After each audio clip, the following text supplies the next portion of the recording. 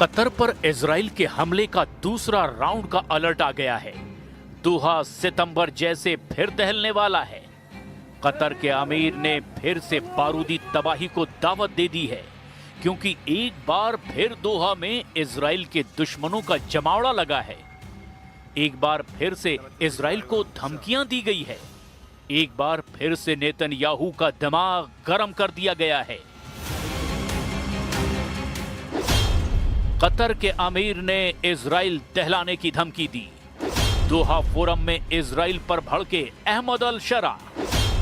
Iran ने Israel जलाने वाली मिसाइलें लॉन्च की। खाड़ी से ट्रंप को मिलने लगी 10 युद्ध की टेंशन। इजराइल पर दुश्मन एक साथ टूट पड़े हैं। नेतन्याहू को कई फ्रंट से टेंशन मिलने लगी है। ईरान, तुर्की, सऊदी अरब के बाद अब कतर के अमीर ने भी नेतन्याहू पर गाजा में धोखा देने के आरोप लगा दिए हैं। कतर के प्रधानमंत्री मोहम्मद अब्दुल रहमान अल थानी ने यह दावा किया है कि गाजा में किसी तरह का सीज फायर लागू नहीं है। 10 अक्टूबर को हुआ युद्ध समझौता सिर्फ छलावा है। और इतना ही नहीं, अल थानी ने इजराइल विरोधी कतर, तुर्की, मिस्र के साथ मिलकर के अब नया एक्शन प्लान बनाने का भी ऐलान कर दिया है। Now we are at a critical moment. It's not yet there. So it's what we have just done is a pause. We cannot consider it yet a ceasefire. A ceasefire cannot be completed unless there is a full withdrawal of the Israeli forces. There is stability back in Gaza. People can go in and out, which is not the case today. जहां Syria के अहमद अल शरा थे, जहां मुस्लिम मुल्कों के तमाम नुमाइंदे थे, वहां फिलिस्तीन देश बनाने का ऐलान हुआ है। वहां कतर ने हमास की लीडरशिप को दोबारा पनाह देने की बात भी मानी है।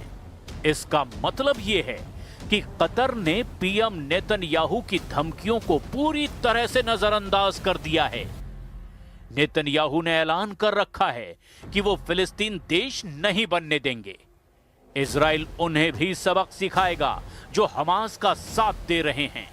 जिन्होंने हमास कमांडरों को हथियार और फंडिंग की, वो भी इजराइल के टारगेट पर हैं। हालांकि गाजा में इजराइल को बड़ा झटका लगा है, जहां हमास का कट्टर दुश्मन कहा जाने वाला कमांडर यासिर अबू शबाब मारा गया है। कमांडर यासिर गाजा पट्टी में इजराइल समर्थित मिलिशिया पॉपुलर फोर्सेस का सुप्रीम कमांडर था। गाजा पट्टी में यासिर अबू शबाब इजराइल के समर्थन में हमास लड़ाकों का सफाया कर रहा था। लेकिन दक्षिणी गाजा के रफा शहर में लड़ाका ग्रुप की आपसी भिड़ंत में अबू शबाब को मारा गया। इजराइल को गाजा से भी बड़ा झटका ईरान से मिला है, जहां युद्ध जैसा माहौल बना हुआ है। ईरान ने मिसाइलों का ये खौफनाक दृश्य दिखाकर नए युद्ध की आग भड़का दी है। ईरान ने मिसाइलों के सीरियल धमाके किए हैं। ईरान ने जमीन से समंदर तक बारूदी तहलका काट रखा है। ईरान की रॉकेट फोर्स युद्ध के लिए अब फड़फड़ाती नजर आ रही है। ये धमाके युद्ध का ट्रेलर हैं। मिसाइलों की ये मार इजराइल के लिए चैलेंज है। सुप्रीम लीडर अली खामनेई ने फिर से सुपर पावर को चुनौती दे डाली है। ईरान पहली बार हाहाकार के मूड में है। फारस की खाड़ी में बारूदी बवंडर लाकर ईरान ने दुश्मनों की धुकधुकी बढ़ा दी है। ईरान ने ऐलान किया है कि उसने पहली बार ऐसी मिसाइल का धमाका किया है जिसकी रेंज में फारस की खाड़ी का चप्पा चप्पा आता है। ईरान में बना स्टेल्थ डिस्ट्रॉयर सहंद पहली बार दिसंबर 2018 में लॉन्च किया गया था, जिसमें एक helicopter deck, torpedo launcher, anti aircraft और एंटी शिप गन, सतह से सतह और सतह से हवा में मार करने वाली मिसाइलें और इलेक्ट्रॉनिक वॉरफेयर सिस्टम लगे हैं। पिछले साल जंगी युद्धपोत कुछ समय के लिए खाड़ी के उथले पानी में डूब गया था। जिसे मरम्मत करके दोबारा नौसेना के बेड़े में तैनात कर दिया गया है। ईरान युद्ध के लिए रेडी है। तुर्की, सीरिया और सऊदी अरब ने इजराइल को घेरने का प्लान बना रखा है। तो क्या इजराइल बैकफुट पर है? बिल्कुल नहीं। दुश्मनों से 10 कदम आगे चलने वाले इजराइल ने रक्षा बजट में बम्पर इजाफा किया है। प्रधानमंत्री नेतन्याहू ने जानकारी दी है कि डिफेंस के लिए 112 बिलियन शेकेल इजरायली करेंसी का बजट रखा गया है।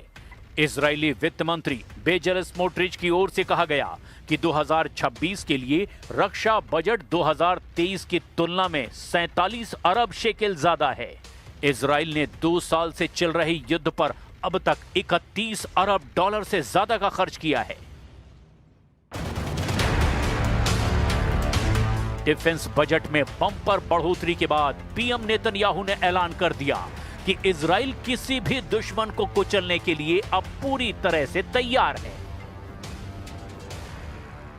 השרים והשרות, אנחנו פותחים כעת את ישיבת הממשלה לאישור תקציב המדינה לשנת 2026. אנחנו מביאים תקציב אחראי, מאוזן, ובעיקר תקציב שעונה על כל צורכי הביטחון של מדינת ישראל. במלחמת התקומה אנחנו צברנו הישגים כבירים. הניצחונות שלנו בשבע חזיתות מבהירות דבר פשוט. מדינת ישראל היא המדינה החזקה ביותר במזרח התיכון, ואני מוסיף, וזה גם קשור, יש לה כלכלה חזקה ויציבה. रक्षा बजट की जानकारी के साथ नेतन्याहू ने नए मोसाद चीफ रोमन गोफमैन की नियुक्ति की घोषणा की। रोमन को 2020 में 210वीं बाशान डिवीजन का कमांडर बनाया गया था। ये डिवीजन सीरिया में अहम सैन्य ऑपरेशन अंजाम देती है। अक्टूबर 2023 में जब हमास ने गाजा पर हमला किया था, उस समय गोफमैन इन्फेंट्री ट्रेनिंग सेंटर के चीफ थे। हमास के हमले के पहले दिन रोमन गंभीर रूप से घायल हुए थे। इलाज के बाद रोमन को पीएम ऑफिस में काम दिया गया और अब जनरल रोमन गोफमैन जून 2026 से मोसाद चीफ का जिम्मा संभालेंगे। אני מביא היום את מינויו של האלוף רומן גופמן לראש המוסד הבא. רומן הוא מפקד עתיר הישגים. בצה"ל הוא ליווה אותי כמזכירי הצבאי. הוא ליווה אותי...